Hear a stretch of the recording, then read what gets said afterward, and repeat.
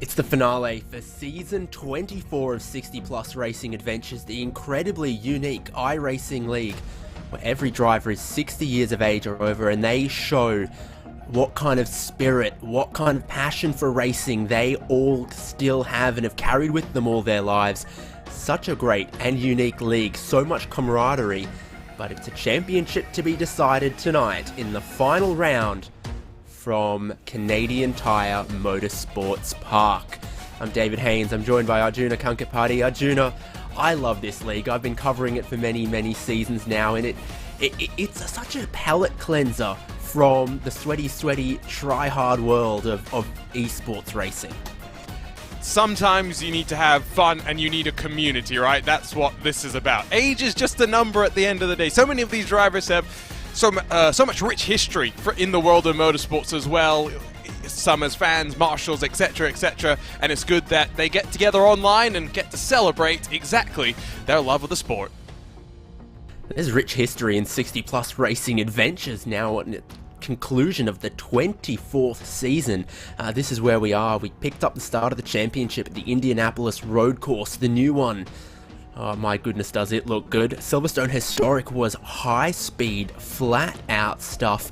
They've gone to Rudskogen, where Ragnar Wisloff clean-swept his native race. Spa-Francorchamps, Motegi East, Iowa Speedway, and Daytona Road have led us here to round 12 at Mosport. Speaking then of that history in 60 Plus Racing Adventures, Stefan Rösken has 8 championships, Russ Addy has 3, Donald Fitterer 2, Jos van der Ven 2, Ragnar Wisloff has 2, and he's looking to make it 3, move up that chart tonight. The last 4 seasons has been the Russ Addy show. Wisloff looks to have the upper hand and take season 24. This is how they stand at the moment. Wisloff on 427 points from Russ Addy. John Morgan has 364, but he's also leading the Super 70s Championship, which is, yes, iRacers 70 years of age or older. He has been really consistently competitive, not just leading that Super 70s Championship, but as you see, in contention at the pointy end of the overall standings as well. Randy Shoemaker, Hardis Jorrison, Barry Hills, Donald Fitterer, Paul Stump, McCormick and Marcellus Breuning complete our top 10 there. There's also a teams championship that I've heard our drivers put a lot of stock into, so we'll try to keep you up to date with that one as they run across the 2 races of this final round. Well, you're a bit closer to Mosport than I am, Arjuna. How do you find this circuit? Because I like it. It's sort of simple and relatively short, but not every track needs to be the Nordschleifer. No, although I think people on RaceSpot know just how much I love myself a little bit of the Nordschleifer. It's old school in its nature, right? It's fast-flowing and unforgiving, with grass immediately outside the white lines and then walls not far beyond that as well. So there's no room for mistakes, but we were talking about this just before we went live. Realistically, there is 1, maybe 2 heavy braking zones through the course of this track. This is one where mistakes get magnified, and we are expecting the field to be close. This is a track almost in layout unchanged since Can-Am in the 60s and 70s, when 7-litre V8 McLaren Chevrolets used to battle against turbocharged flat 12 Porsches, and it carries that character and that history with it. They're just completing qualifying now, which is going to set them up for the first of 2 races tonight. Race 2, though, will have its own qualifying session. There is your championship leader, Ragnar Wisloff. Here is your qualifying leader, John Morgan. Like I said, leading that Super 70s, but leading the way outright as they complete their qualifying. It's a 10-minute qualifying window as well, but the laps are relatively short, so we're not expecting to use too much of that qualifying session. Always curious, lap 1 versus lap 2, which one is the quicker of them? It's all about tire conditioning. Out of the final corner, nice and tidy so far, with a 1/10 of a second behind, and you'll find 3 more tenths. It's 4 tenths the margin at the front. Mike McCormick finds a purple final sector. Ragnar Wisloff finds a purple middle sector. He had a personal best first sector, so he's tracking very, very well. Big attack through the final sector, sweeping corners, changes of direction to carry all that speed to the line. Where can Ragnar Wisloff stick his car? The answer is top of the board. And it's not even close. It's a full quarter of a second. The only driver down into the 112s, and the championship leader looking to go back to back to back to back. That is 4 wins in a row to close out the championship. Fantastic qualifying performance. This car, the Indy Pro PM18, is really quick through the corners, and there's only one slow section of the track here. It's where Donald Poole is right now, and even that doesn't seem so slow from this onboard. The rest of it is flat out quick 4th gear corners, really leaning on the slicks and the downforce and the lightweight cornering maneuverability of this car. So they are, in average speeds, very quick around this circuit, and the lap times show it. Your pole, 1:12. Yeah, you talk about that slow section as well, named after Sterling Moss, because he came here and suggested some changes to that track layout, including what is now the double right-hand sweeper that leads you onto the back straightaway, and so the corner updated to carry his name. But we're getting those final times, I think, across the line as qualifying draws to a close.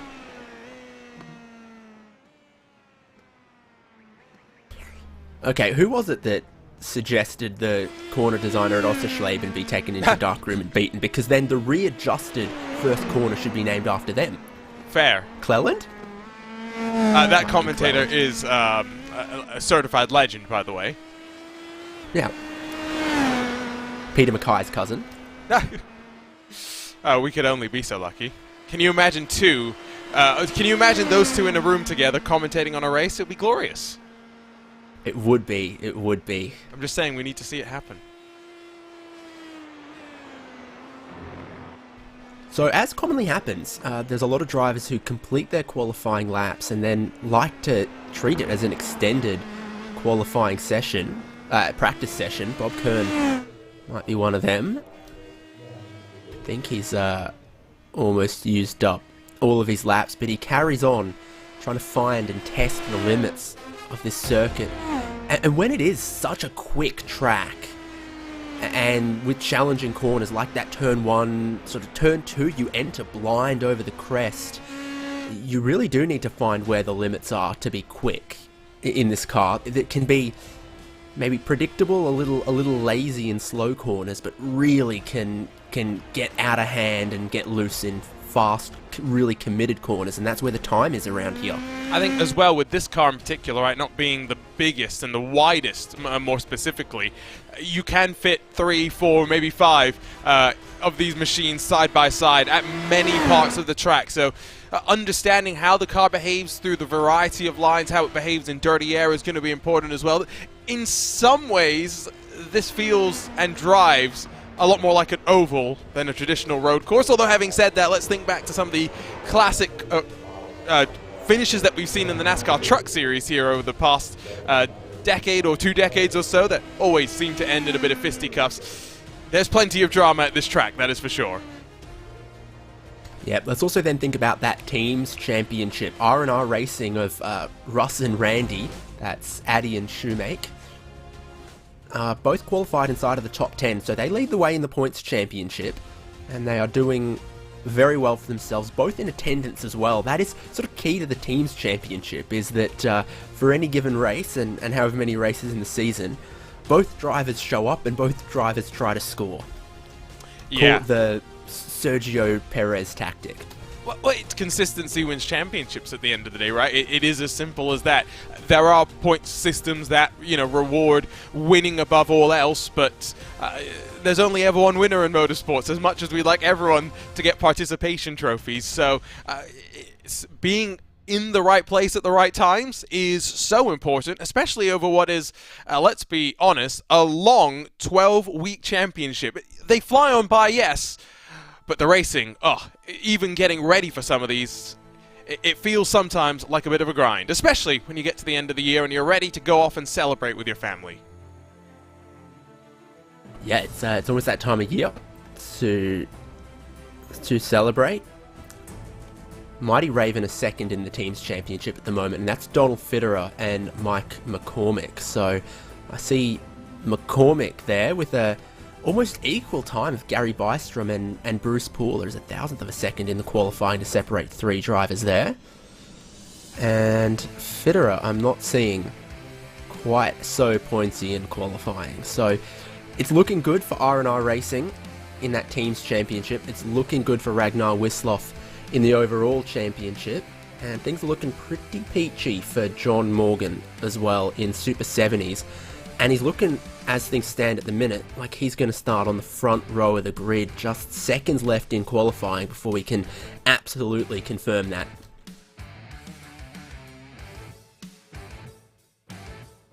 And those seconds are done. Let's take a look at the grid for race 1 of 2 60-plus racing adventures from Canadian Tire Motorsport Park.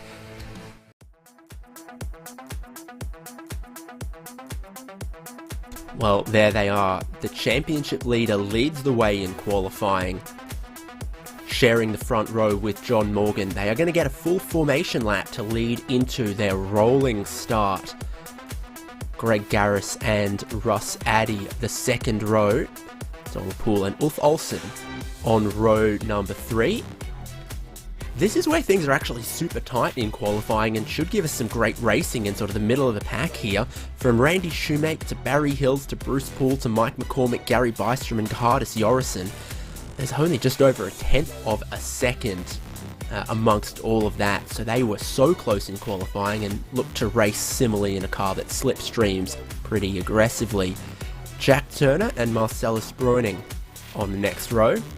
Eric Block and Jerry Kerr starting 15th and 16th, and then we've got Mike Grandy and Bill Smitham.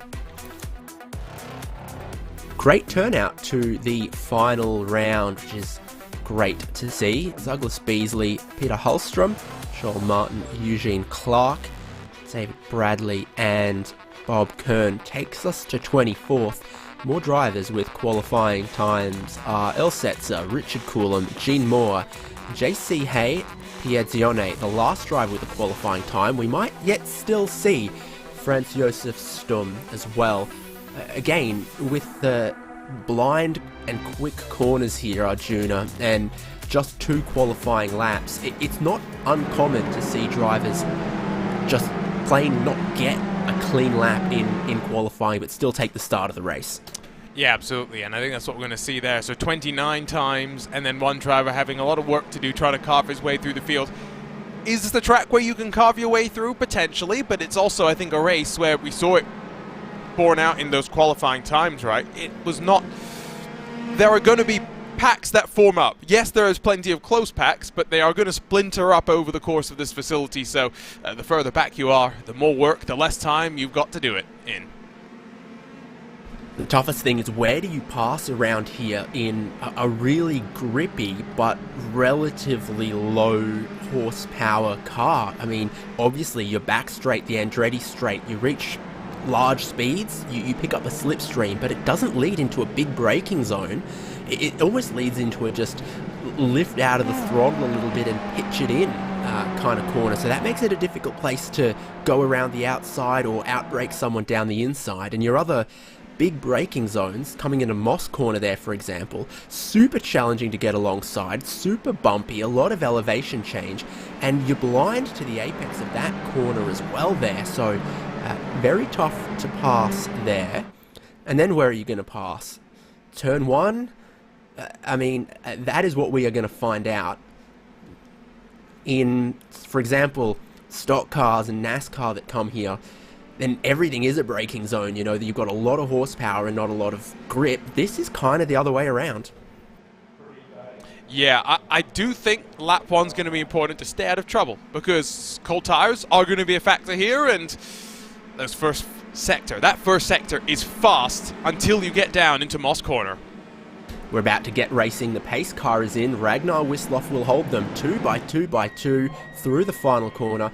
He doesn't wait for the green flag. He's got them going early, and he starts the final round of Season 24 of 60 Plus Racing Adventures. It is a cool track. It is cold tyres. This is a super twitchy car, short wheelbase.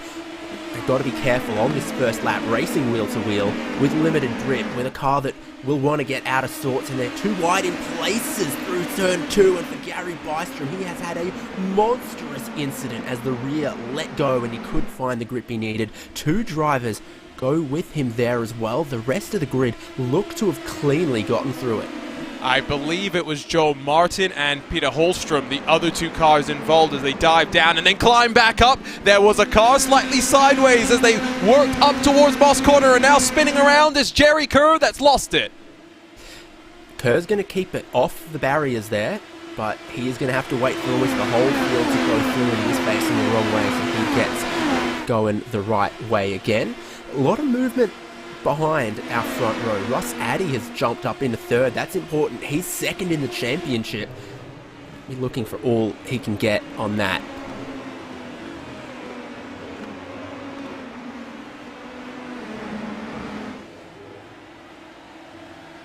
So he's jumped Greg Garris. Ulf Olsen moves ahead of Donald Poole for 6th and 7th. And Gerhardus Jorrison making some moves up 2 spots on the opening lap. Marcellus Breuning up 2 spots on the opening lap as well. And we're seeing that slipstream start to play in, because from that great jump that he had, Ragnar Wisloff hasn't shaken the rest of them. Yeah, remember it was over a quarter of a second, the gain in the delta between 1st and 2nd in qualifying, so it is going to be significant. They're not fighting too hard, I think, though, at the front of this field. They know they've got the 24 laps to work with. They will fly on past, but in reality, that's what, 22 opportunities to look your way forward, and then a couple more to fight at the very end, because I think you want to lead going into the start of the final lap. There may be some on track that disagree with me. Russ Addy with another good run off Moss Corner, but he's got Greg Garris right to his gearbox, and your top 4 are still within a second of each other as they come to the end of lap 2. The laps do go past super quick here, barely more than a minute. This is what happened at the start. It was a tiny bit of the grass for Gary Bystrom.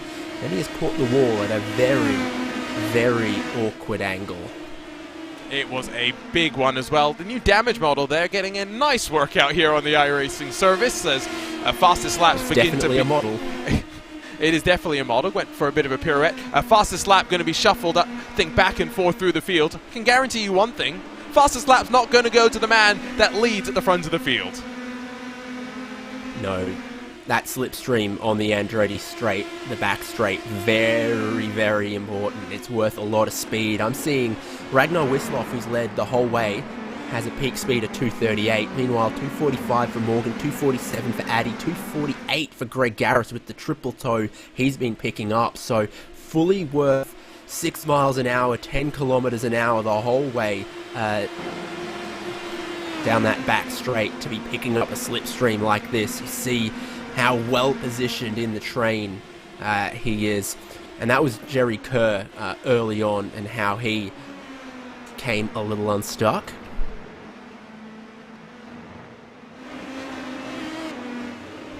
The group for 8th, Randy Shoemake, Mike McCormick, Gerhardus Jorrison, Marcellus Breuning. And Shoemake under a lot of pressure there from McCormick. Yeah, they're fighting side by side through turn 1. If you go to the outside, it gives you the inside down the hill, which I think is going to enable Jorrison to hold off for the time being, but the more they fight, the more they'll separate themselves towards those up front, and there's a bit of a 4-car breakaway that is starting to build. 1.2 seconds split Garris from Olsen, and more separation building behind them as well.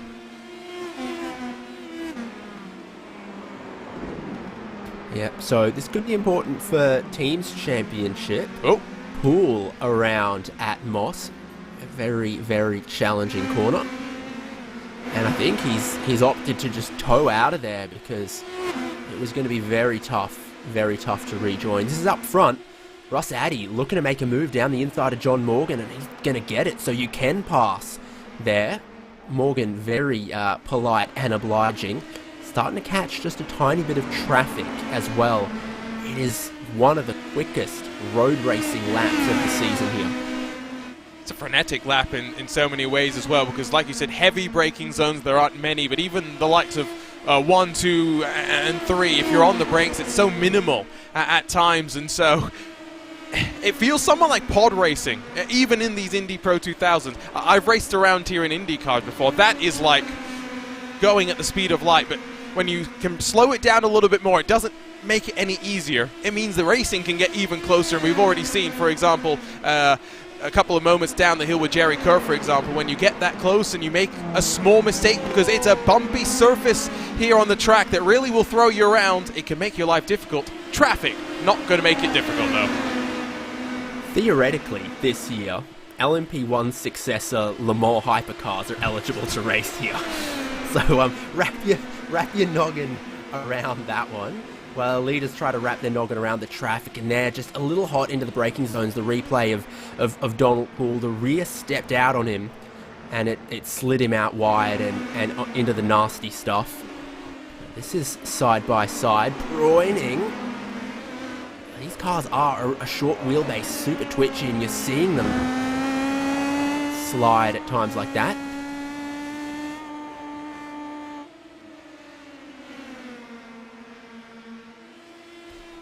Different lines being tried.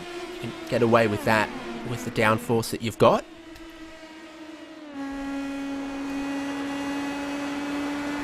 This is the onboard, and you sit low in these cars. The driver's eye line is low, and that's why the exit and the apex of a lot of these corners are blind from up high from the TV cameras. Something like Moss looks easy, but you go downhill here. You're down in the bottom of the valley where it goes over the creek, and then you can't hardly see where the track goes over the crest there. You can see kind of where your competitors are, but the road is a mystery, and you've got to put your faith that it's where it was last lap. Like we said, old school in nature, right? And that's why it's so rewarding. It's going to be interesting when IMSA comes here next year with some of those cars as they fight side by side in towards that crucial section. Once again, it's Shoemaker and Hills that now this time are going back and forth. Yeah, they are. Hills got super sideways there, but holds on to the spot from Shoemaker. You can see the teammates, Hills and Broining, in their team liveries, fighting for the team's championship as well. Trying to score as best they can there.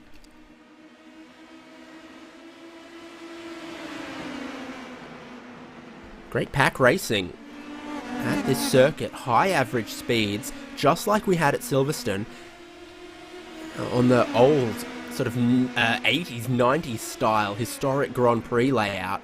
Very, very flat out, very slipstreamy, and keeps these packs together and really focuses on the exit of that Moss corner. Yeah, when you talk about pack racing here, it's slightly concerning when you head in towards Moss, right? Because we've seen a couple of cars go in too hot and have small issues, but when that's the one major place that you are going to concertina and stack up, it does put a little bit of doubt into your mind as to, okay, what do I need to do to be safe here, but also to be thinking about moving forward? Hills has still got a very sizable train with him. He's just a tiny bit wide of the apex of the final corner.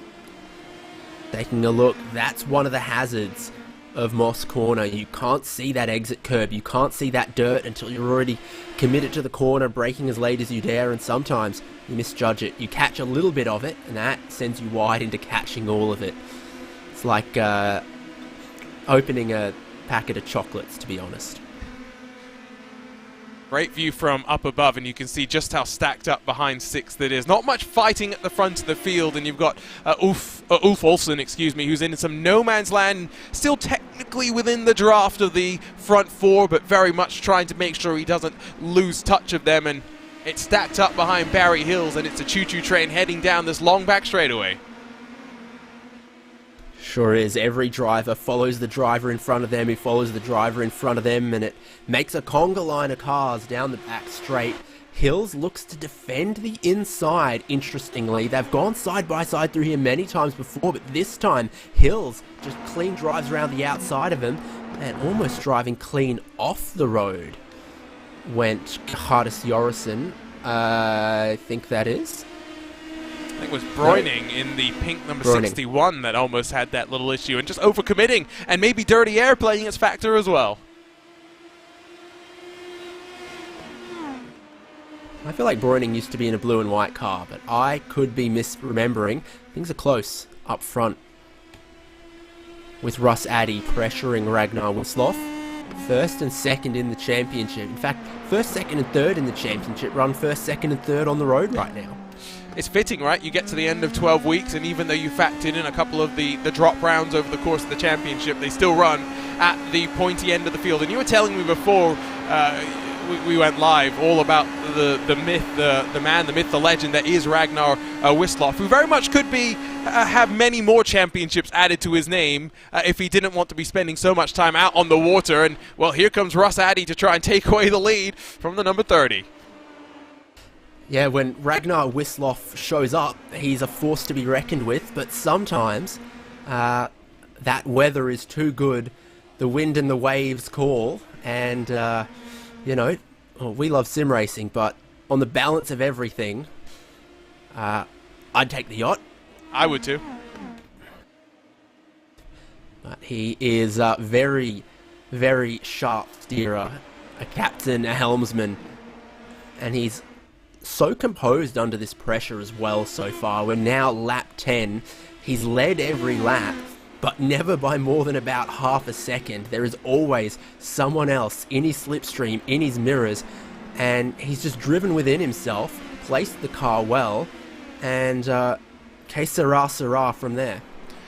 And I think, going back to something I'd kind of brought up earlier, he will want to lead, I think, as many laps as possible here, because we've seen a couple of passes in this second train, but we've never seen Wisloff challenge at the end of this long back straightaway, at least close enough just yet. And so my expectation is, if you lead on the final lap, at the start of the final lap, you will want to be, and will hopefully, lead at the end of the final lap as well. But we're looking top and bottom. Single file for the front 4 positions. It's getting more antsy, though, back for 6th. Yeah, they've had more drivers join the party there as well. I think...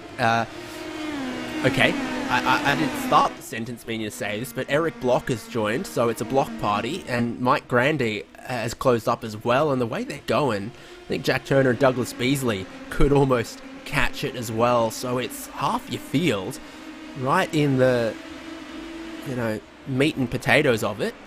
Here are those drivers who've sort of hitched themselves to the wagon.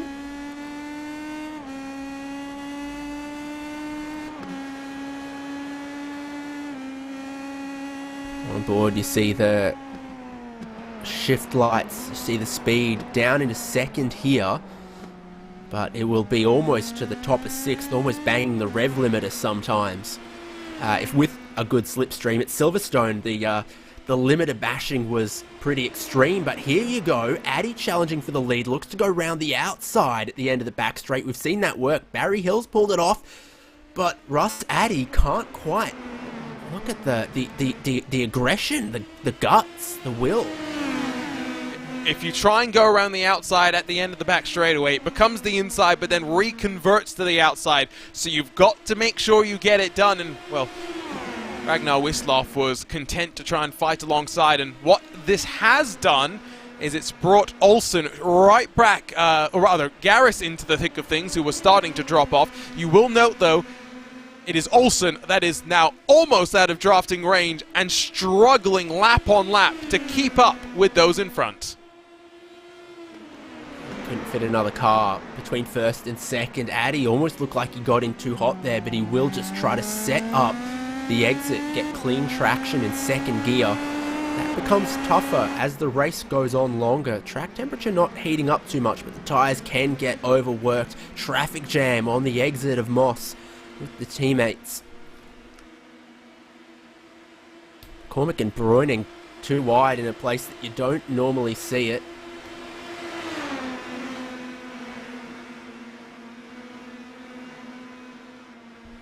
Now too wide at the end of the straight. Again, drive around the outside with more confidence, more grip and more speed. That almost looks like the place to go there. At least back in the pack, it seems as though you're able to use it to your advantage. Not seeing a further challenge from the 111 just yet, as we've hit the halfway mark in race 1 of the night as we close off the championship. And, well, you and I were talking about how some of these circuits, at least for us here at RaceSpot, seem to be repeat venues in the rounds that we seem to cover. But let's be real, Canadian Tire Motorsports Park, it's a fun way to end off a championship. Yeah, absolutely. Road Atlanta always seems to get a spin in this championship.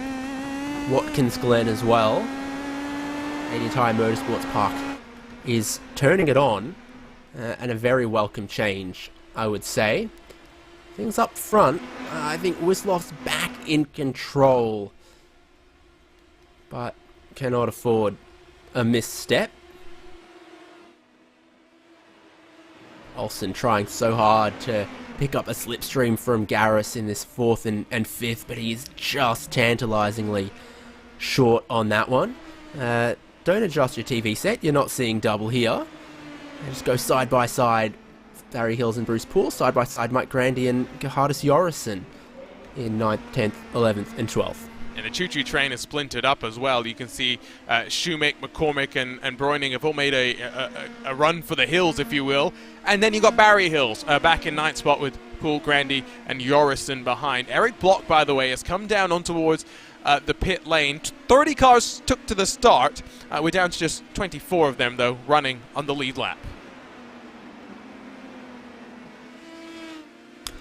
Quirk of the point scoring in this championship is that there's 2 races, but your championship points is whichever of race 1 and 2 was your best result. So if you do retire out of race 1, you still have every incentive to come back for race number 2 and see if that can be a better race for you. So close up front with the leaders, but Wisloff just had it covered off. It's close here with McCormick and Shoemake, and McCormick will go through in the Texan battle. They lock horns, if you will. Yeah, I was about to say there are some very good puns that you've got there set up by the battles of the Texans here. And, of course, you can see behind Broining, who's had a few moments, especially down at towards the end of the lap, struggling to keep up the pace. We're at that point now where I don't want to say mental fatigue becomes a thing, but you've very much been pushing for 14 complete laps, and now you know you've got just 10 or so left to run, and from here it gets so easy to make a mistake as well. Shoemake almost runs into the back of McCormick there. McCormick had a scruffy exit off the preceding corner, just tagged a tiny bit of the grass, and as your stints go on in this car, the speed comes from hanging the tail out just a little further. It's more predictable once the tyres are into the temperature window, but you still end up hanging the tail out a little bit. You've got to be careful not to let that get too far. Battle for the lead. Russ Addy will find a car's width down the inside at the end of the straight here. He'll commit down the inside there, and he looks to have covered it off and taken the lead. They both first and second get squirrely then as the track goes back to the left and square it off for a good exit, but John Morgan gets the better exit of Ragnar Wisloff and looks to almost challenge for second. Is this the most lead anyone's had all race? Yeah, but you know it's going to close right back on up. Addy got squirrely, and in sympathy, Wisloff got even squirrelier just to try and give him a little bit more breathing room. Not sure exactly what it will do, other than maybe bring Olsen back into the mix, because he's got the gap to the car in front underneath a second, so has got the hole in the air to close exactly when he needs it. Entering into the final third of race number 1, it's shaping up for a 5-car train and a 5-car fight at the front of the field.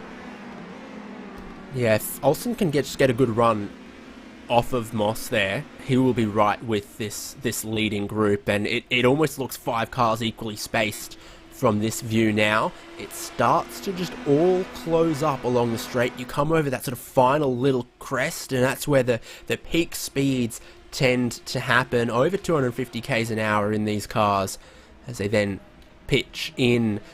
So about 200 k's an hour through the right-hander, about 150 through the left, and then back down to about 130 for the final right-hander, so you're just progressively corner by corner scrubbing off a little bit of speed. No big braking zone in this car, and that's why it's so important to get to the inside there and really commit to chucking speed into the initial right-hand corner. Russ Addy gets scored leading a lap, but he hasn't dropped Wisloff, Morgan, Garris, or indeed Olsen.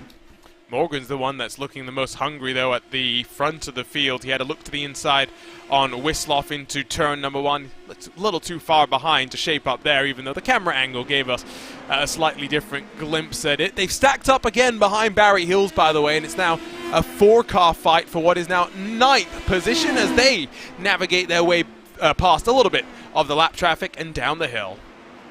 We always say this for 60 Plus Racing Adventures, but no one has a boring race. There's always something for everyone to fight for, and it could be this position here. Great battle that we've seen, be it, everywhere between sort of 6th and 15th and more going on as well. So it does look like Grandy gets past Bruce Poole, but it could only be temporary. Overlap side by side. The nose gets chopped across and Grandy will look to hold on to that one.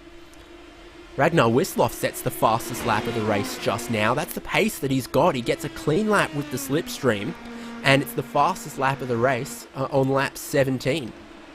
Fuel's coming down as well, so expect, I think, the lap times to slither on down just ever so slightly as we work towards the checkered flag.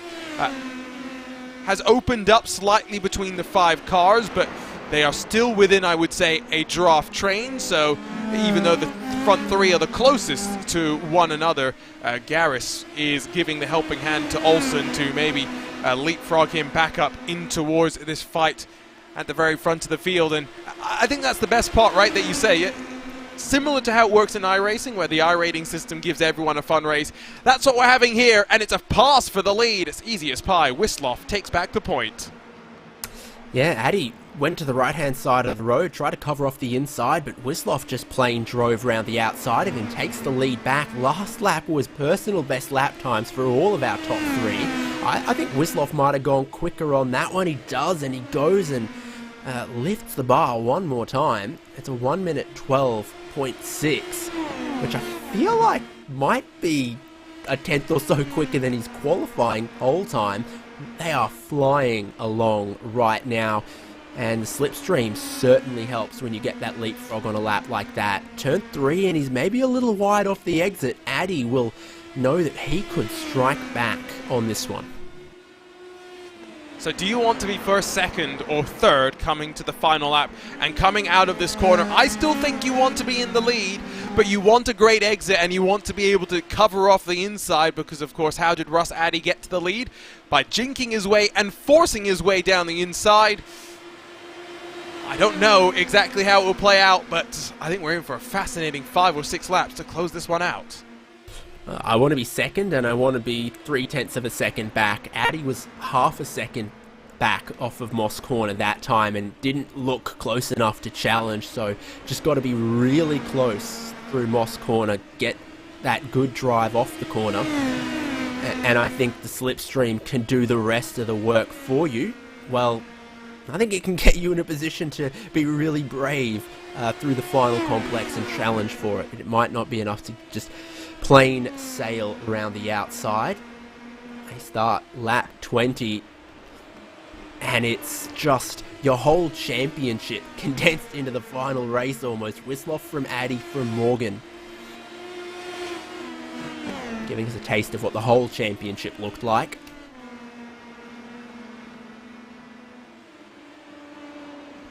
Grandy and the Orison and Poole and Turner. Grandy, one of the bigger movers in this race actually, started out as 17th, now inside of the top 10, so things have been going pretty well for him. Franz Josef Sturm, we said no qualifying time, started 30th, he's up into 17th as well. You might see him on the timing tower at times.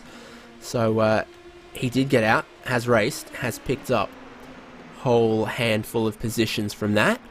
This is your leaders with laps, with distance, with time running out on this first of 2 races. It's proving to be a 3-way fight up front.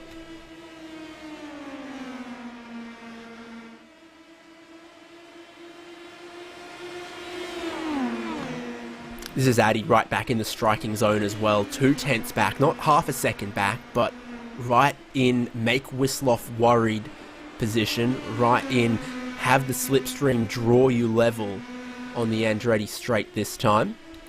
How committed can he be down the hill here and into Moss corner? Because there's no benefit being stuck right up behind them at the tabletop here, but you need that exit that Wisloff just gets a little better than Addy, and it's 4/10 as they come onto the straight this time, when it really needs to be 3 or 2.5, because that's about what the slipstream gives you down the straight. See Wisloff cover the inside this time. I think he's just thinking what I'm thinking, which sometimes I like to hear, but closing laps, closing opportunities. You'll see 3 cars though at the front, because those those 2 behind are very much now fallen into a battle of their own, and it's a taste of now what these drivers are going to have to see maybe in terms of pace come the second race of the night, because of course they'll get a second bite at the cherry. And what a sweet cherry it is here at Canadian Tire Motorsport Park. Lap 22 of 24. It's about when you start counting the laps backwards on your fingers to say, okay, well, if I leapfrog him this time, then he leapfrogs me back, then that'll be the last lap and I can win this thing. And Addy is right there, right in position, nearly running up the back of Wisloff, but he's so close this time on lap 22, and you'll see Wisloff immediately going across to try to cover it. That is what happened earlier. This is Addy forced to go around the outside, almost absolutely level. He'll get his nose in front, and Wisloff doesn't end up fighting it. So another great move by Russ Addy.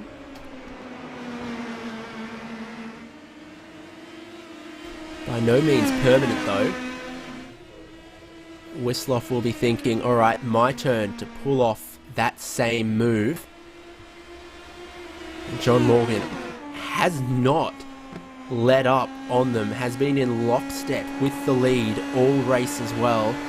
If catastrophe befalls anyone, he will be first in line to succeed at the race lead.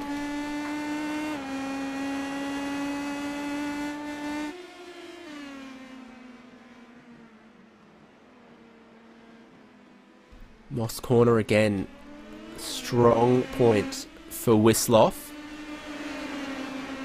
3/10 back coming off that corner. That seems to be about the magic distance, about the magic number that has you in striking range at the end of the Andretti straight. What does Russ Addy opt to do on this, the penultimate lap? He doesn't need to do anything. He doesn't need to cover, and he's going to lead them as they come to the white flag. Could that have been tactical from Wisloff doing the same count back? Well, maybe he disagreed with me, and maybe now he's seen the runs that these drivers have been able to get. It puts yourself in a bit of jeopardy. If you don't get the run, you're not going to get the opportunity. There's some traffic that will play a part as well, but Addy with a slip-up out of turn number 1, side by side down through 2. You've got to be careful not to breathe out wide in the middle of the corner and catch the grass, a lot like Southern Loop at Phillip Island in that regard. But the tyres have seen their best already. The left sides cop a beating around here. All of those quick right-hand corners, like 1, like 3, and of course like the end of the straight. It didn't look like Addy trying to play games. It just looked like an honest mistake with the curbing. And he's super loose through the exit of Moss there as well, but he does have half a second. I don't think Wisloff can do anything. John Morgan surely going to put his cards down on the table on the final lap as well, right in behind Ragnar Wisloff, who's just not close enough to challenge Addy. Just corners from victory. You see he's a car length clear at the end of the straight. That's what he needed, that half a second. Now he just needs to keep it on the road, to see the checkered flag, to take a win, to maybe try to keep championship hopes alive. Russ Addy wins race 1 from Canadian Tire Motorsports Park. It was he might have seen his race slipping from his grasp in turn 1 of that lap, but then it all came good right at the end. it was the choice as well, right, to let Addy pass from Wisloff that prevented him from taking 3 wins in a row here. And close finishes behind as well, but ultimately it was at the front of the field where the 3-car fight really didn't materialize as we were expecting. Well, I think it was right there, but you can never predict how it'll play out. That's racing. Barney continues to wave the flag for the 60 Plus Racing Adventures competitors. Gene Moore and Jerry Kerr look like they'll come around and catch that checkered flag shortly. You don't have to wait too long around here. Lap time's only just over a minute for these cars around this circuit. It's not the Nordschleife, that's for sure. No. Sure not. Well, as they complete the race and as they complete their cooldown, our drivers are going to come by for a chat. And before they do, let's look at the results from race 1. Russ Addy from Ragnar Wisloff, John Morgan, your top 3 all within a second, and it bucks that trend of the championship standings. Russ Addy coming through for the win. Garris and Olsen drove very, very respectable races right there with our leaders for a long way. And Randy Shoemaker and Mike McCormick, all things considered, didn't get a lot of picture time, but were really not far off that lead at all. After 24 laps, 7 seconds back, says that their average lap time was really just within tenths of our leaders. Great wheel-to-wheel racing from there behind, with Bruining and Hills and Yorison almost locked in battle for 24 of 24 laps. Same can be said of Bruce Poole, Jack Turner, Mike Grandy, Douglas Beasley and Bob Kern there. Bill Smitham in 16th. Franz Josef Sturm, I'm pretty sure, is our biggest mover of the race. The only driver with no qualifying time. Goes from 30th up to 17th. And then Eric Block, Richard Coulomb and Pierre Zione to 20th. Our last cars on the lead lap were Eugene Clark, Gene Moore, Joel Martin and Earl Setzer. We saw what befell Gary Bystrom on lap 1, turn 2. Hopefully he'll be back for race number 2 where he has a chance to make amends on that one. Jerry Kerr also 1 lap down. JC Hay, Peter Hellstrom, our finishers, and retirements unfortunately for Donald Poole and David Bradley. Well, Arjuna, let's grab some of those drivers. I think I'll have John Morgan. We'll go 3rd, 2nd, 1st in our podium for race number 1. John Morgan, always Yes. great to chat with you, and it seems to happen pretty often. Podiums come your way quite often, and that's maybe why you sit 3rd in that overall championship. Yeah, it's been a good season. I was just talking to Russ and Ragnar about it. We've had a great season racing each other. It's been fair fights all the way, and you just can't ask for much more than that, you know, in this type of racing. So Myself and Arjuna, we're going to need some of the secret serum to age as well as you have. I've got to congratulate you on another Super 70s championship. thanks. You know, I don't know. I mean, it just, you know, the same stuff your doctor tells you. I guess I'm just lucky to have, you know, decent reaction times at this age and the ability to concentrate and focus like I do. I still work. So that helps because you know, my mind's pretty active. So I think a lot of that is just, you know, staying active, which I do. So. Write us all a prescription that says don't stop sim racing, and I think that's the secret I'm going to try to carry forward. But yeah, awesome to see you racing right with our leaders, so consistent with them, and maybe even trying to pick off a sneaky second on the final lap there? Yeah, I did, and Ragnar was just quick enough to close that door. So yeah, I was going there, but he managed to get over there just in time. He had a lot to think about in those final laps there as well, and he's proved a great competitor this season again.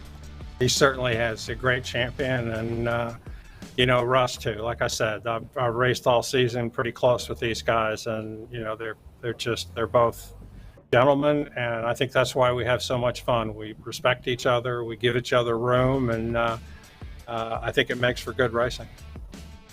John, if circumstances conspire that we don't get to chat again in season 24, have you got anyone you'd like to thank? Any closing words on this season?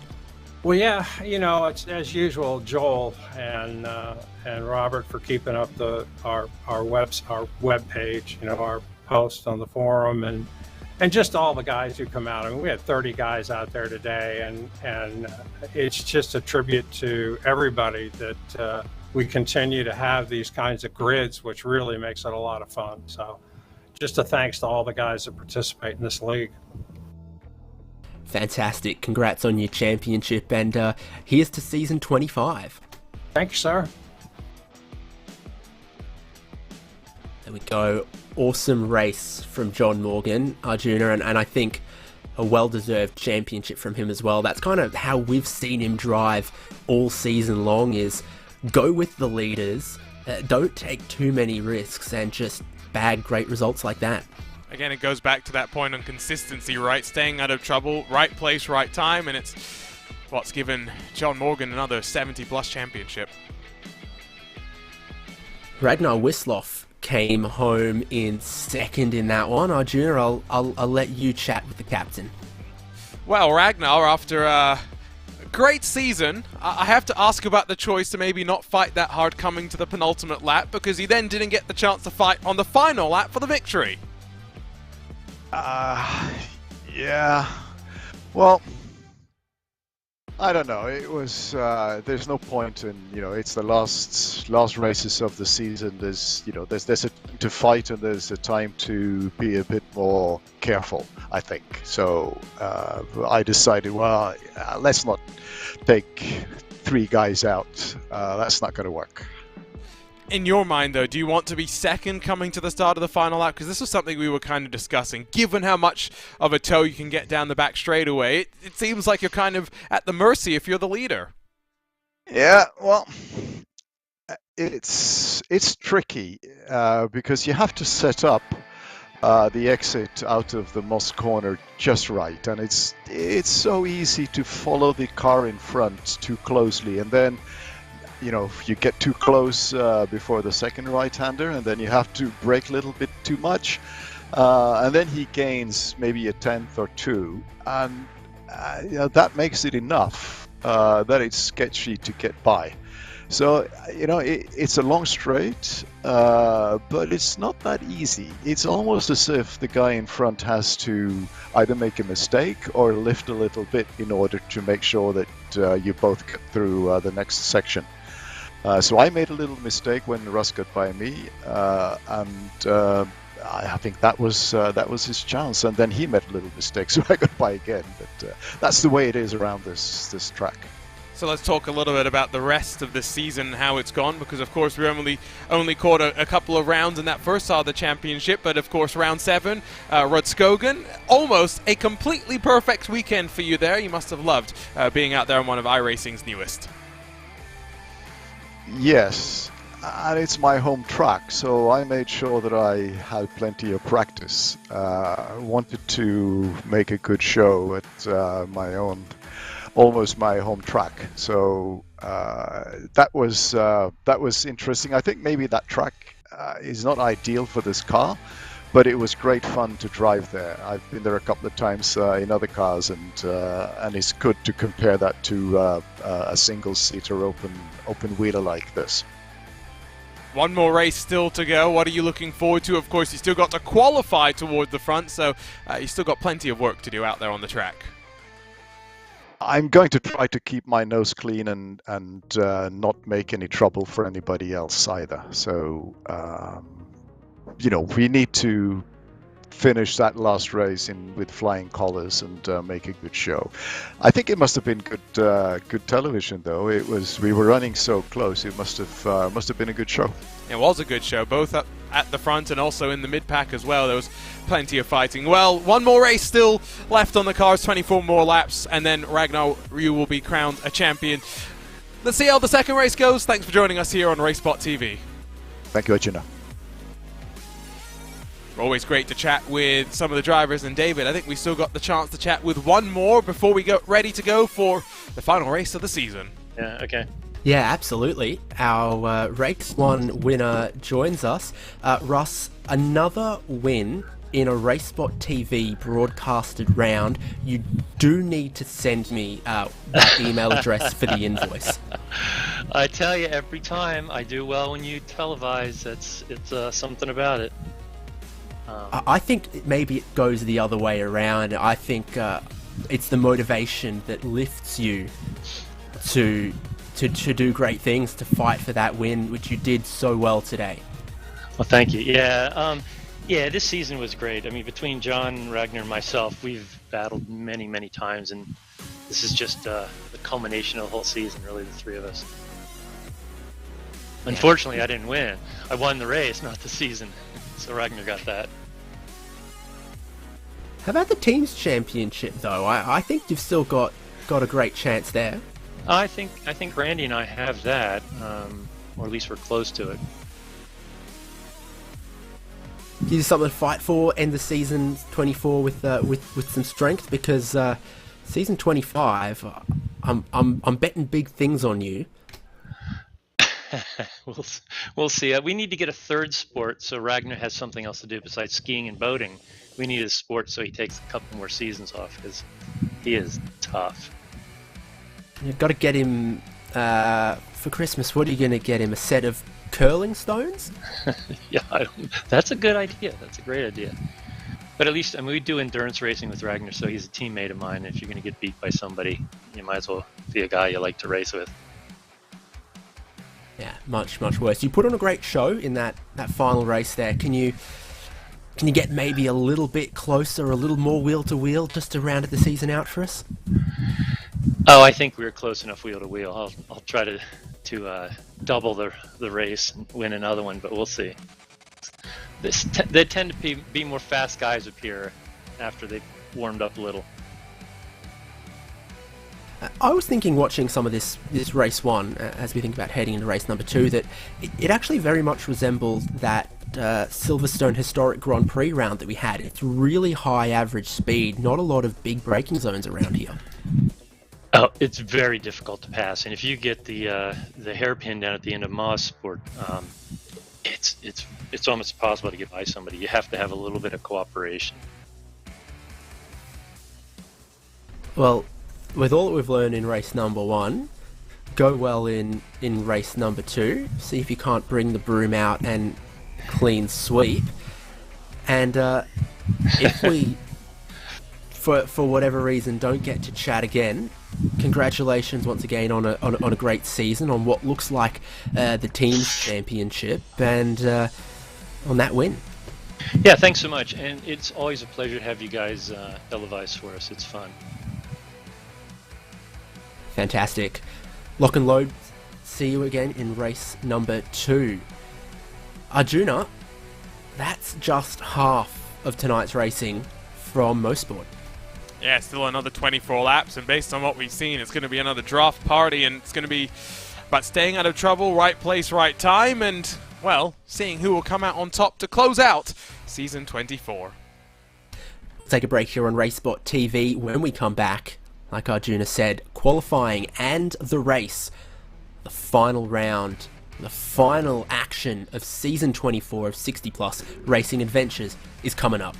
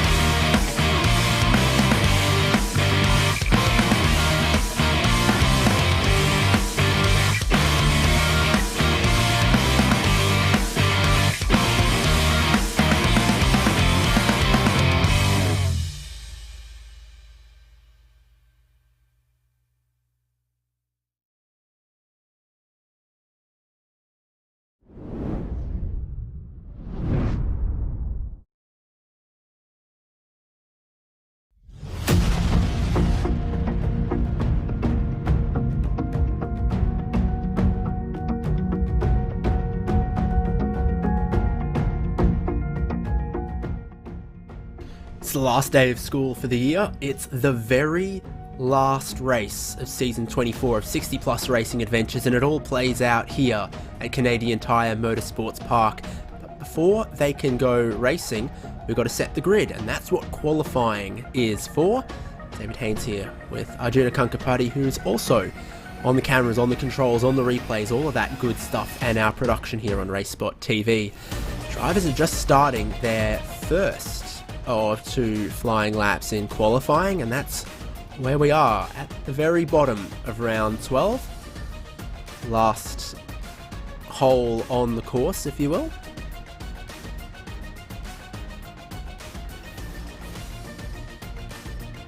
So can Ragnar Wisloff, champion-elect, it's fair to say, clean sweep the poles? Russ Addy clean sweep the races here. Full attack right up against the apexes for the Norwegian. And how's the lap tracking for Wisloff? Well, he's a couple tenths short of Greg Garris, purple in Sector 1. Massively committed lap from Garris so far, interestingly. Tyres, of course, the key parameter you're trying to work throughout this qualifying session. On the out lap, which is quite a short one, of course means you don't get all of the tyre temperature you'd want before you drop into your first flying lap, and it might still be considered a bit of a build lap as you head towards your second flying lap. But the times are about to go to the board, and it looks like Greg Garris is going to be first to pin himself to the top. Not a bad final sector. Purple final sector goes to John Morgan though, which means his cumulative is quicker than Garris, despite Garris being fastest of sectors 1 and 2. John Morgan, well, doesn't that just exemplify the way that he goes about racing? No outright fastest, but he stitches together 3 solid sectors to send himself to the top. Addy goes through in a 4th, but it has been, in this format of qualifying, the second flying lap that really matters. And you see the margins through the field. These are just, small mistakes through very, very high-speed corners, and so you look up and down through the field with just 2 laps. Sometimes that first lap you take it a bit easy and you tell yourself, okay, I'm going to calm down, I'm going to make sure I throw something up onto that board. John Morgan, well, lap 1 was great for him. Can he improve as he flies into the final sector in qualifying?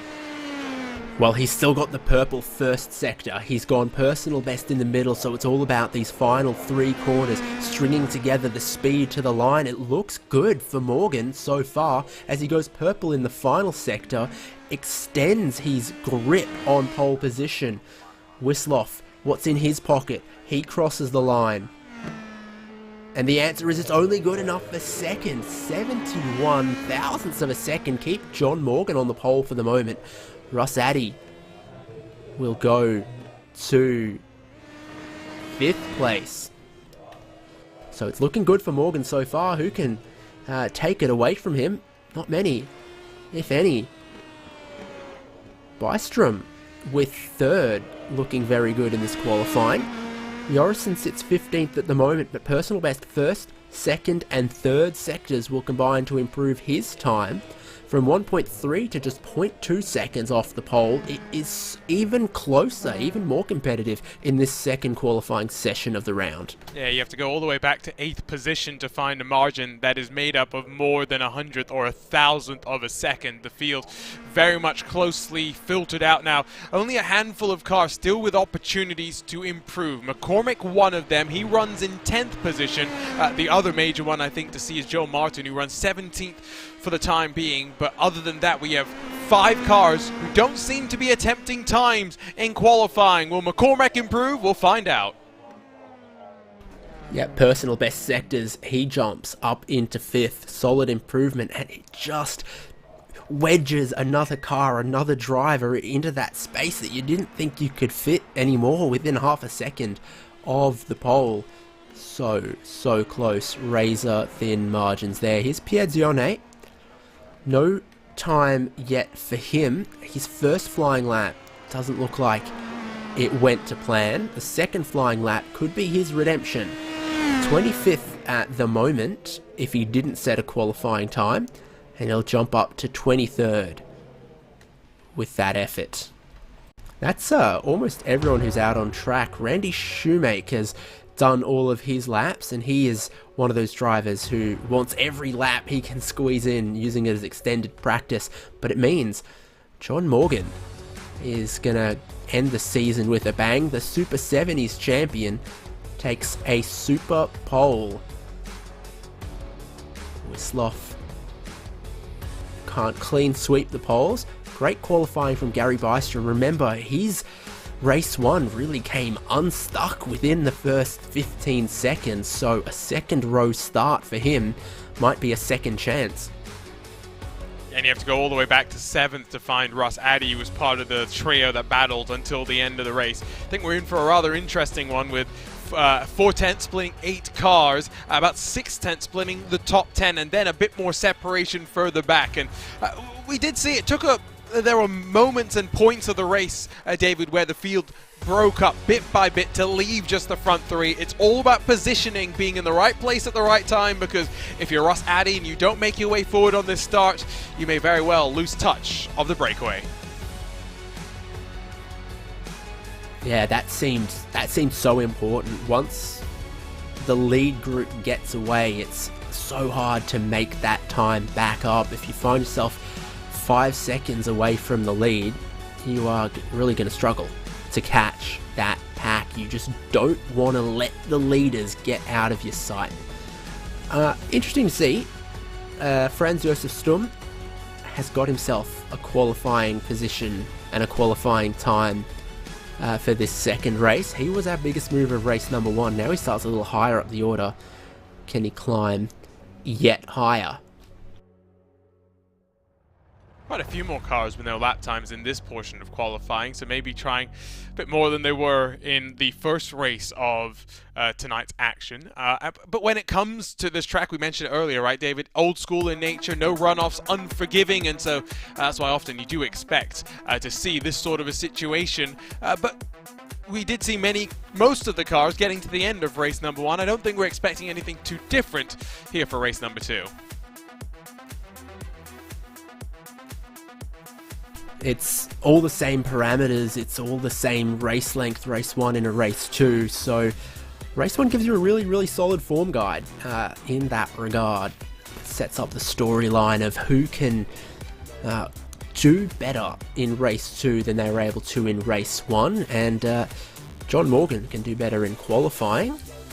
Ross Addy has a chance to go back to back. I've got my eyes on Gary Bystrom though. I've seen him do very well for himself in this championship before, taking podiums. We've spoken with him before on RaceSpotTV, and he starts in a qualifying position that could net him a much stronger result.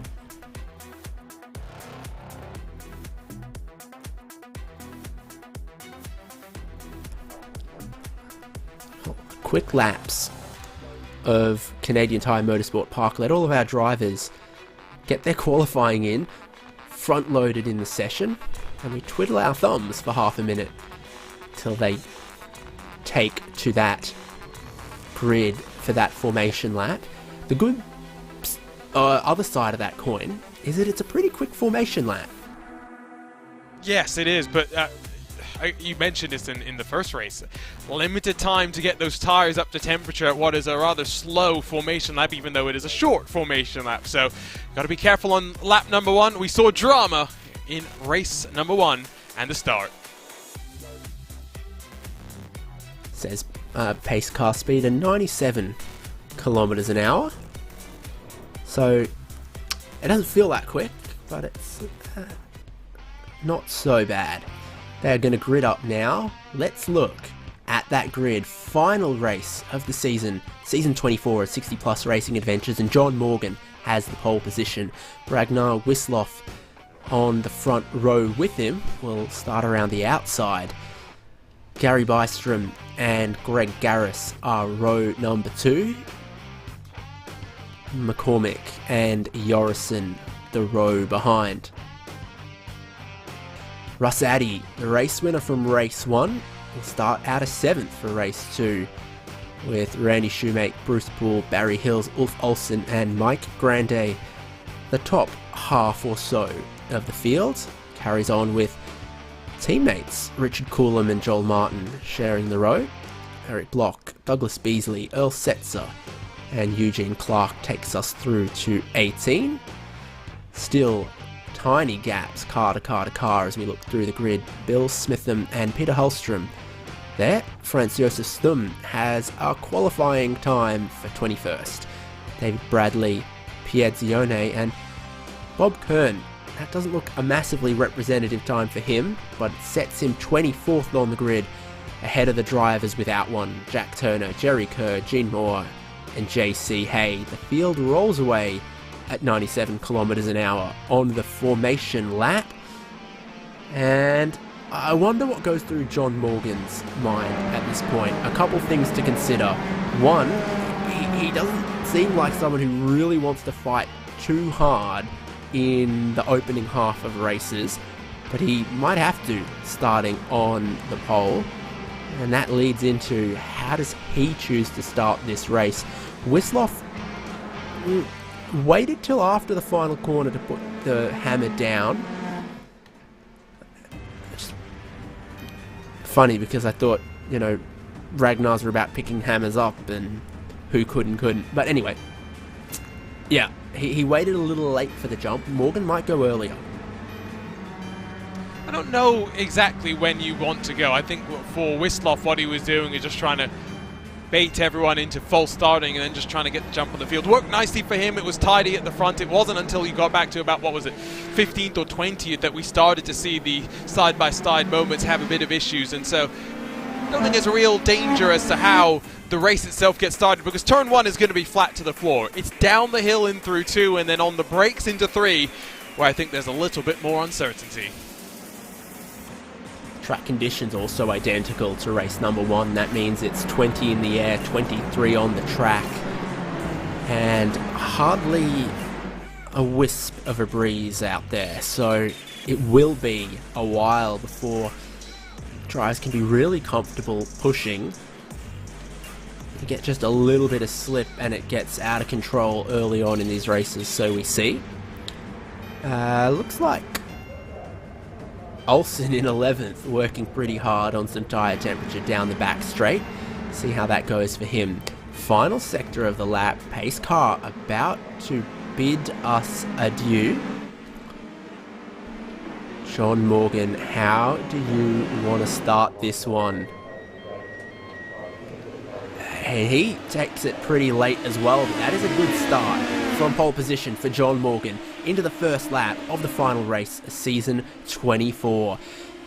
Not a too wide, obviously, through turn 1. Then there is some contact, some shove, and Mike Grandy. Oh, it's all going to kick off around him. So drama in the midfield on the opening lap. No dramas at all for your top 8. It's from there on back that things started to get a little bit messy, and you can see that divide, your leading pack and the rest as they get underway. Did have most of the cars that then get through that, just Grandy and the 771, getting mixed up and requiring a tow back to pit lane. Still a healthy dose of draft, feeding what is about 9 cars down the main straight, and those were the 9 cars that were close in the qualifying. So down the Andretti straight they go, John Morgan leading them, but with close company from Wisloff, from Bystrom, from Garris. Russ Addy not able to make any progress from 7th place just yet, but he's right with the leaders as they complete the first lap. Tyre temperature still building, but not where you'd hope it to be. This is the replay, a little bit of a hit check. I think what might have been Bruce Poole to Grandy on the exit of 1, and the grass and cold tyres absolutely do not mix. No, they very much do not. We'll grab another look at it from up above. You could just see it was okay initially, and it was just washing out on exit that saw the contact, and from there, damaged car, I'm pretty sure, stricken car, and well, you can see the aftermath of that one as well. Cars end up inside one another. Yeah, they sure do. This is Back Live, back with your leaders. Wisloff follows Morgan. Russ Addy's sort of the one to watch, I feel. in this group, biding his time for the moment. But if there becomes sort of a top 3 breakaway, he can't afford to be, left with the rest as Wisloff and Morgan get away potentially. So he might need to start thinking about a move or two, but could be just saving it till he's got more confidence with those tyres, more temperature and pressure to him, and he might feel it less risky to look for a move in that case. Some drivers shaping up for some here. This is gutsy from McCormick to go around the outside of 2. Is he going to get any grass? Somehow he keeps it on the pavement, keeps it side by side there for that position, and that is as brave as we've seen all night. Ross Addy takes advantage as well to slip down the inside of Jorison, so he moves forward a position.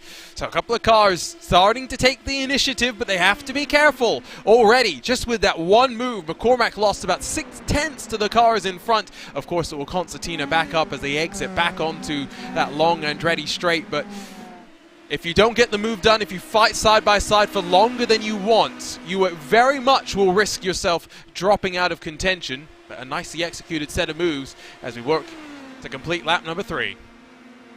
So I think that answers that. 2 laps of warm-up before you start to really try to attack some dramas further back. I think that's unfortunately the second problem Richard Coulomb has had, so he's not having a great end to season. John Morgan holding onto the lead up front. Wisloff and Bystrom both in dark and red cars right in with him. This is what happened to David Bradley and then others around him. So who was it in front of him that got onto the grass down the hill and looped it by himself? Because that was really the instigator of what was a chain reaction that saw a car, I think Jerry Kerr, go all the way to the wall and then spin it around. Definitely some unique lines that we don't see that often, that's for sure, and some relatively good avoidance through all of that. This is a really feisty pack. You've got 11 cars on the wagon up front here. Morgan's still leading it with half a second from Wisloff as well, so not so tightly bunched there, but it is tightly bunched further back where I think I see Garris moving around a little bit in the mirrors of McCormick, sort of 4th and 5th there in the train.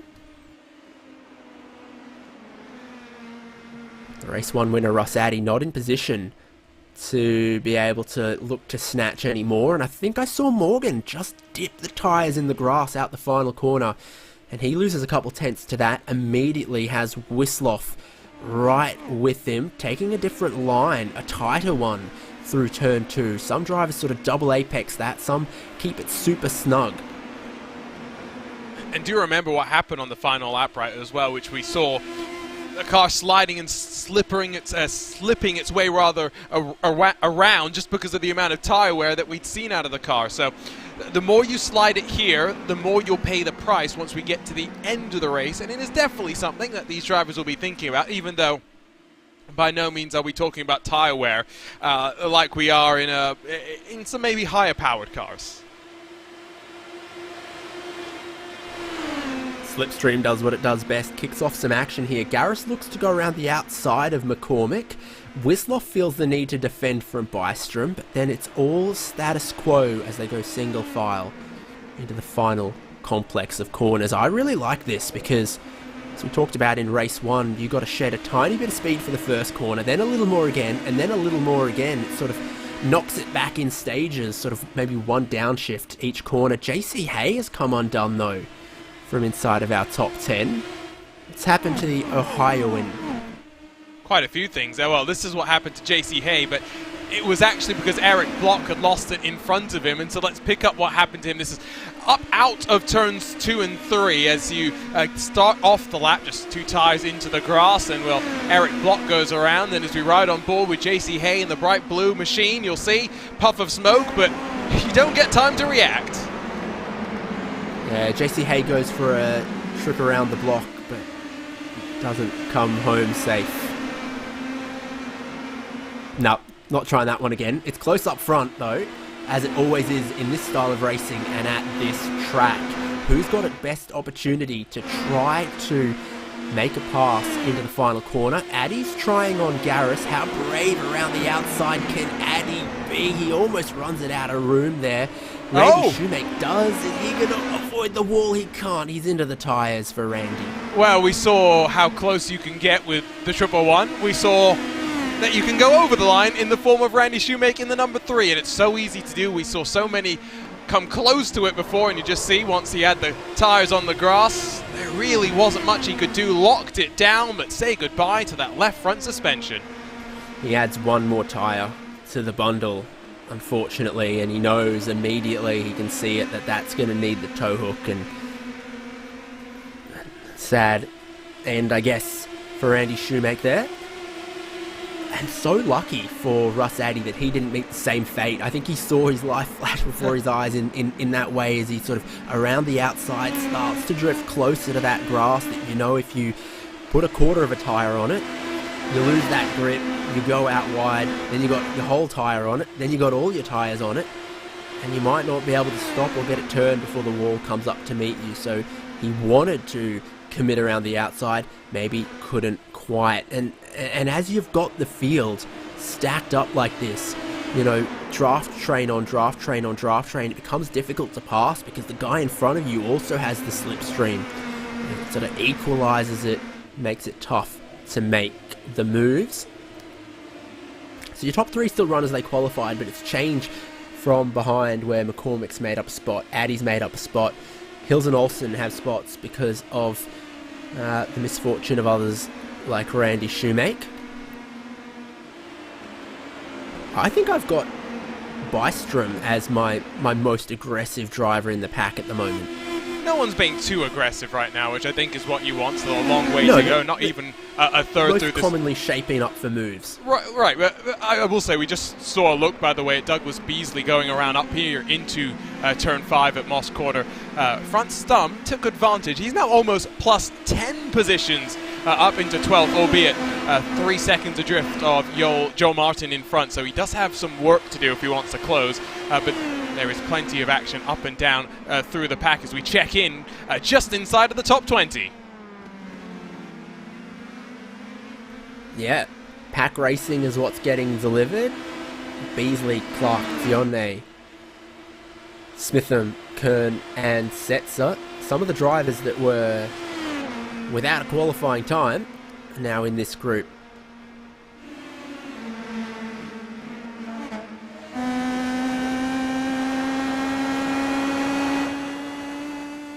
And this is the 7th place, Gerhardus Jorrison, and his view from the lead on back, having a look at Greg Garrison, Russ Addy. Addy throws it down the inside, but he gets pinched on the exit, and I think Garris might just be able to hold on here. John Morgan's also dropped from the lead back into 4th.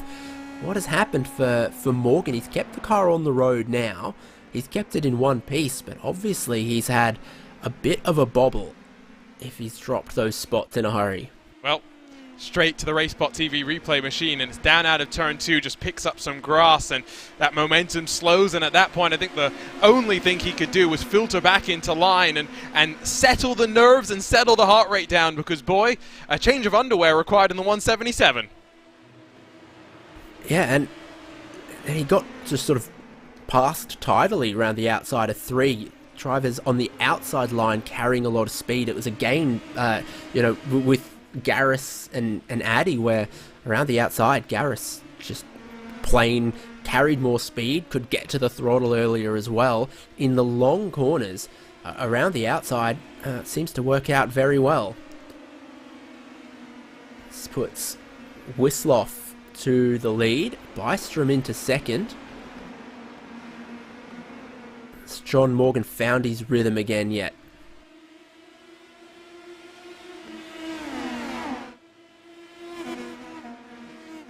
Oh,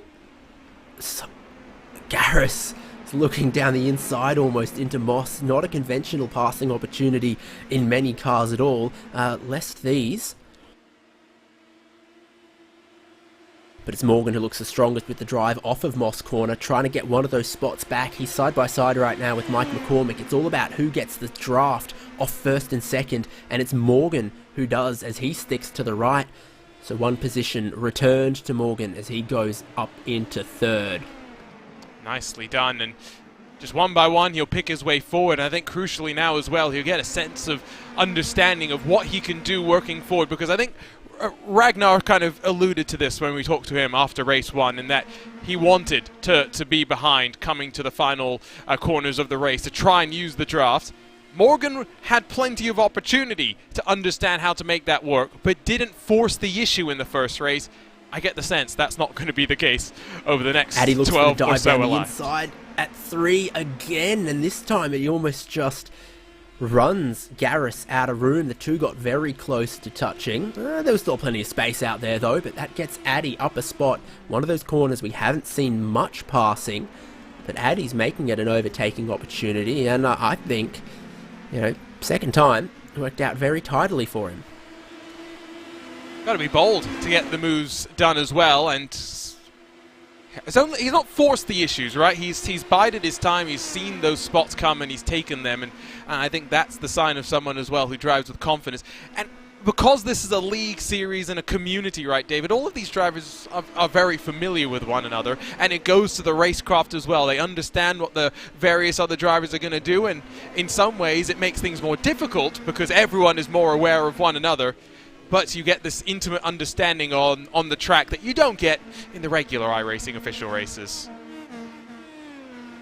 Yeah, obviously a very, very long-standing league in 60-plus racing adventures, coming to the end of our 24th season, and no signs of slowing down. I say that's because more people turn 60 every day of the week. So, theoretically, it's a growing pool.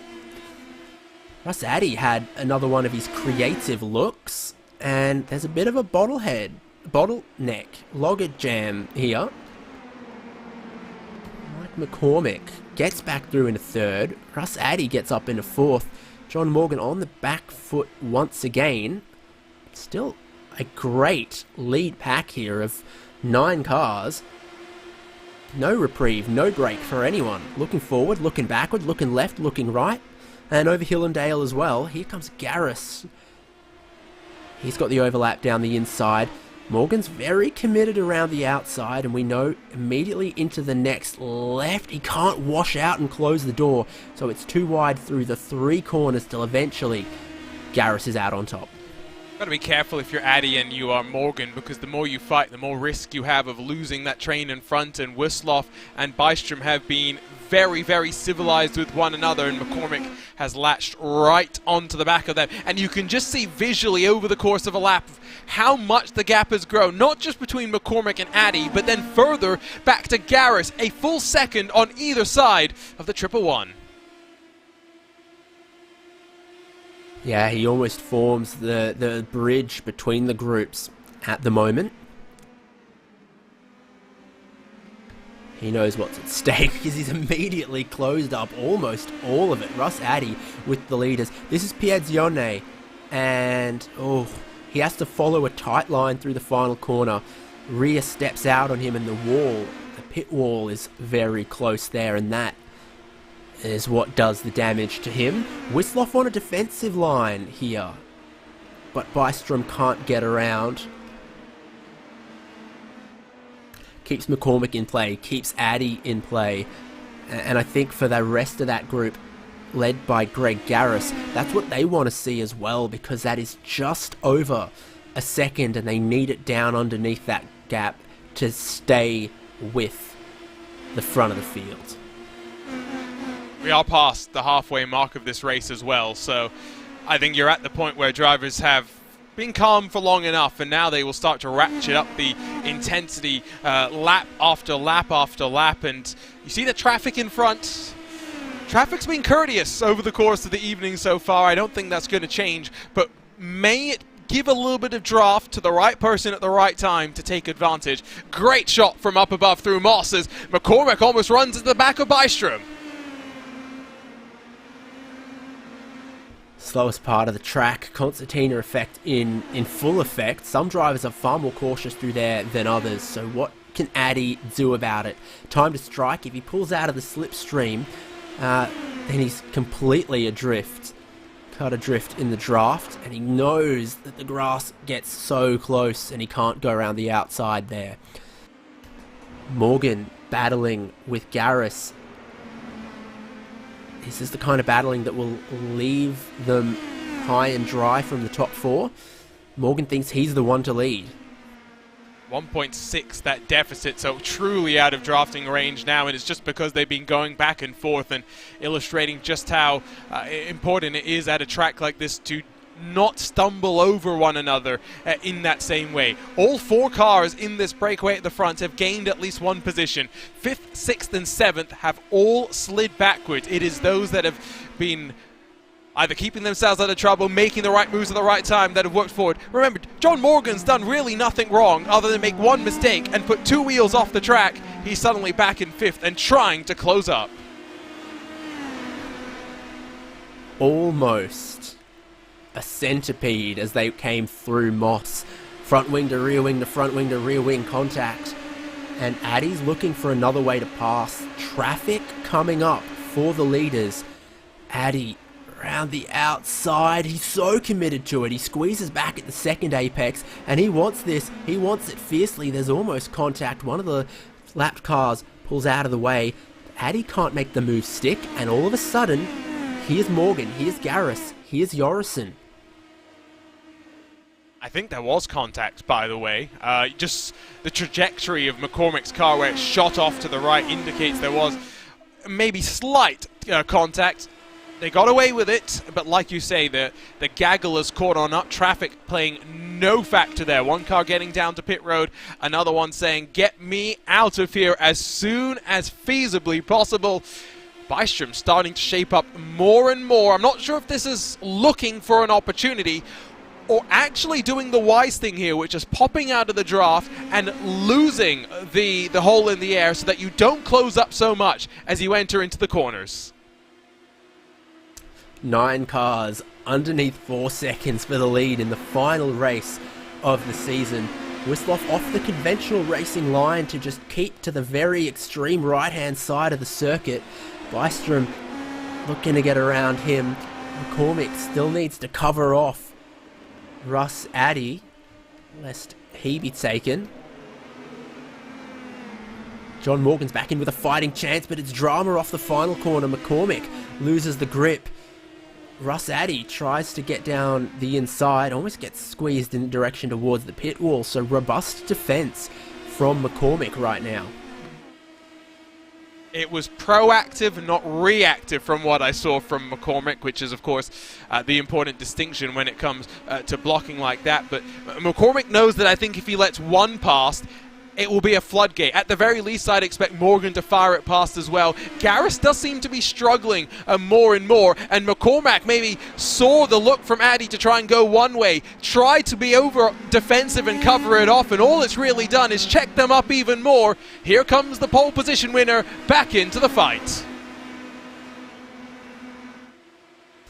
Well, Ragnar Wisloff once again proving very difficult to pass. Now he's got to the front. Bystrom has been there, been sniffing, been fishing for a while and hasn't made any progress.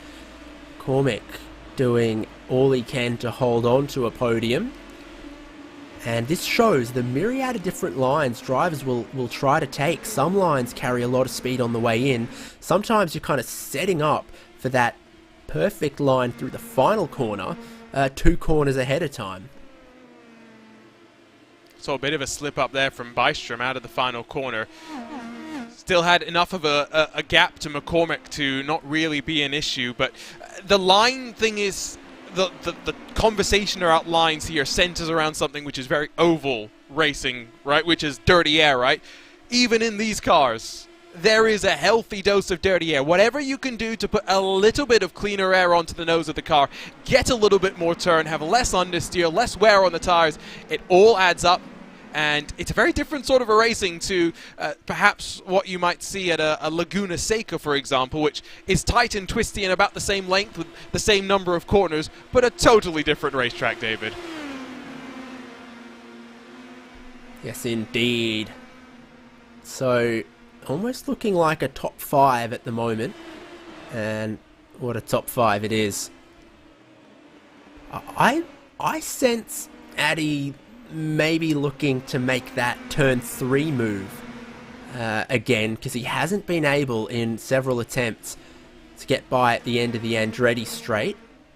So we'll see how it goes here on lap 19. Traffic once again, just to play on the mind of the leaders. Addy not close enough this time, but he is taking a line through 2 with a late final apex to try to carry a lot of speed there. Lap traffic is going to stay to the left-hand side of the circuit. Leaders go around on the right-hand side, and there's contact. McCormick and Russ Addy. Now McCormick and Bystrom collide. It's a scene of chaos up at Moss. Now, I think McCormick may have overcommitted. Net result, though, is Ragnar Wisloff is 1.6 seconds clear. John Morgan into second. But my, oh my, drama with 6 laps still left to go. Ragnar Wisloff, your race leader, gets a little bit of a free kick out of all of that. 1.6 seconds clear of the rest of the field. John Morgan, likewise, through unscathed, back up into another second place. And Greg Garris in third. A lot of different lines, different closing speeds, as some drivers lifted more for the traffic than others did. They arrived into that corner on a different racing line than they might well have practiced. Yeah, McCormick had a lot on his mind, didn't he? He was going around the traffic. He had Russ Addy breathing on his neck. He was arriving into the corner on a different line than usual. There's the contact, by the way. Looking left, he's looking right, he's looking in front of him. And it ends up with 3 cars pretty well out of this race, out of this fight for the lead at a minimum. We did see, there's Greg Garris, who's now had an issue. We did see the contact between Addy and McCormack. I will just wonder if there was right rear suspension damage on that bright red machine, because that would have mean his braking ability would have been significantly compromised into the corner. It did look like a bit of a send, though, with everything that was going on. As side by side, here comes Hills to take third away from Jorrison. Yeah, good haul for the teammates here, now up into third and fourth. It's a Anglo-Dutch racing, I think they are. Guess which one is Anglo and which one is Dutch between Hills and Jorrison. This is Greg Garris, a lot of understeer. Cranks it in, and then as he picks up the throttle, like the weight transfer. Understeer became oversteer. Yeah.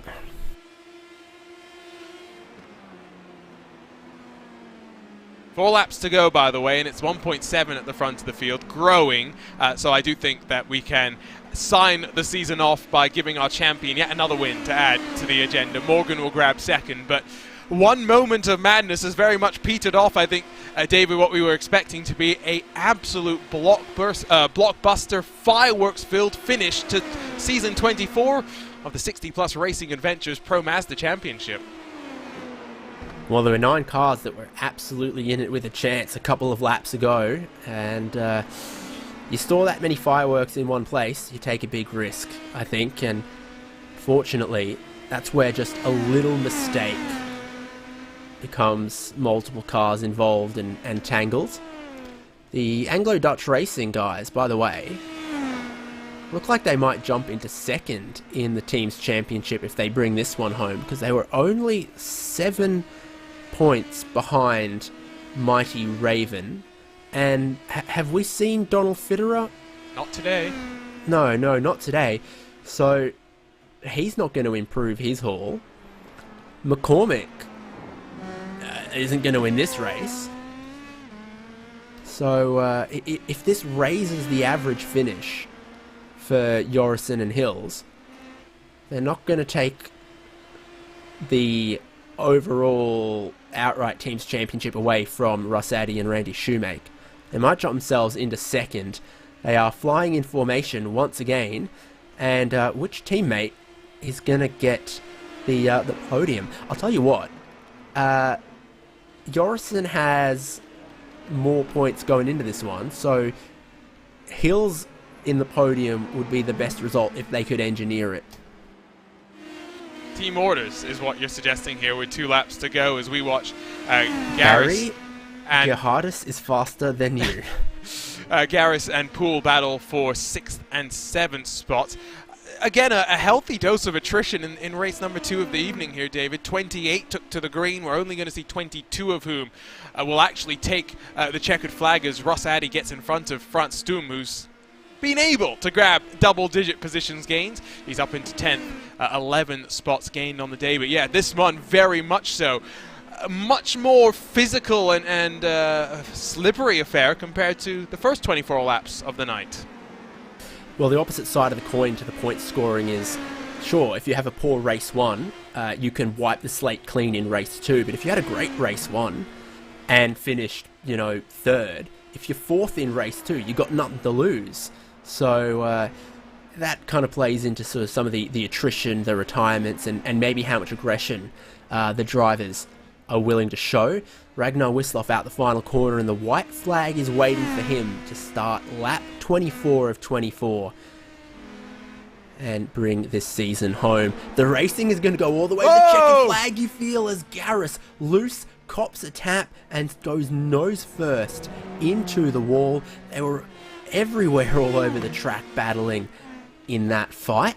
Morgan looks pretty safe in 2nd, and Jorrison tracking for a podium at the moment. I'm not even sure if the contact was what spun Garris around in this one. Let's grab a look. I think he's going around regardless. Great battling as they were ready to start the final lap of the race. Very compromised in terms of line. There's a bit of air between the two of them, but yeah, it's definitely the contact which does spin him around. This kind of happens relatively often, doesn't it? The car gets loose, so the guy lifts a little bit, slows him up, and then he gets hit from the car behind who, is following sort of the racing speed. So it finishes what was already in motion. Ragnar Wisloff is going to finish out his championship season. It's going to take him to 3 championships in 60-plus racing adventures as he seals season 24 with his name at Canadian Tire Motorsports Park in the best fashion possible. A dominant season, unable to finish with 2 victories to add to the collection, but I mean, for Ragnar Wisloff, a little less yachting, a little less skiing, he'd have a lot more championships to his name, that is for sure. Well, at least one more, I'd say. He's going to celebrate everything that's left of those tyres if he can. He's going to burn them down. Another great consistent performance from John Morgan, and a very, very well-deserved podium there. Gerhardus Jorrison.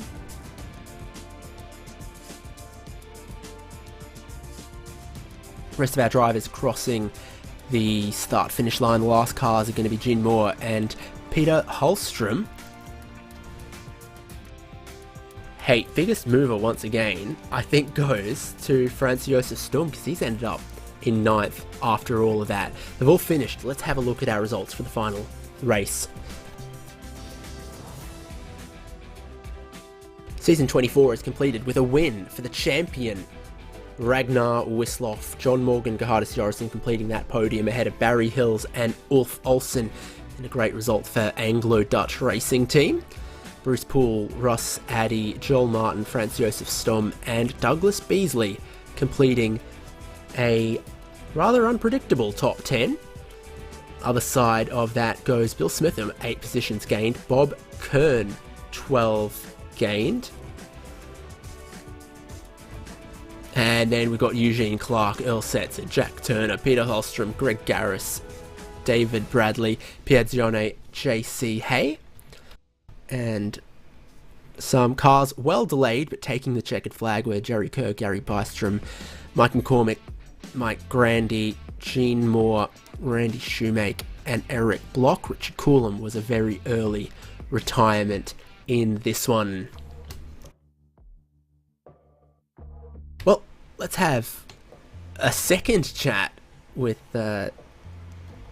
some of our drivers. Arjuna, let's mix it up. Who did I speak to last time and you taken this time? I talked to Ragnar, so I guess it's your turn to talk to the champion. Ragnar, we'll lock it in at the end of the season. Season 24 champion. Congrats. Thank you, David. Thank you. I can't believe it. It's been good. It's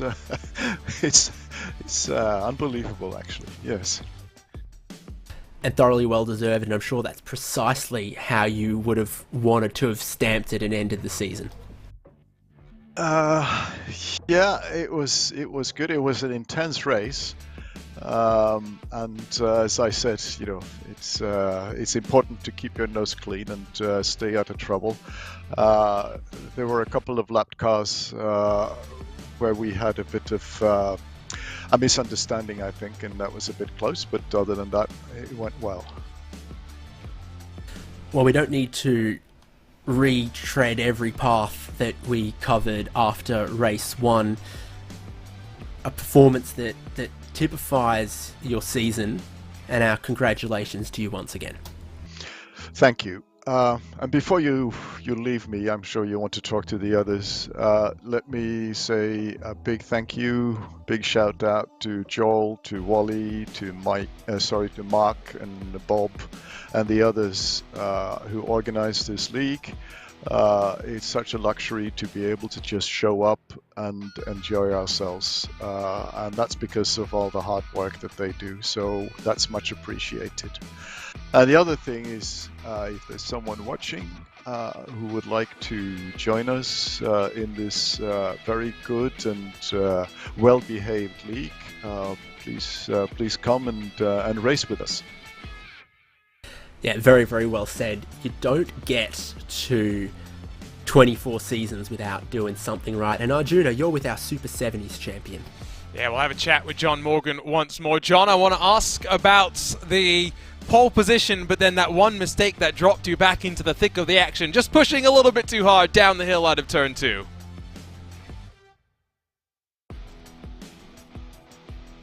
Give John Morgan another call. I think he's gone and started celebrating already. I was going to say, what a great way to close out the season and the championship. John, one final call. Do we have you on the line? Apparently not. The celebrations have begun, David.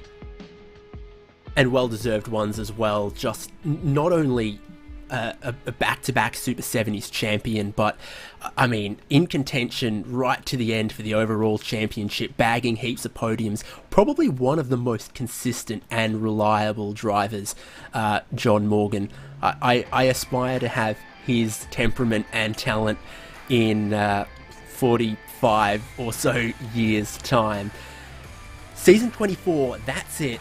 That's a championship won, a race won, and typifying once again the kind of form, the kind of racing, and the kind of drivers we see in 60 Plus Racing Adventures. Well done to all involved in the organising and in the racing.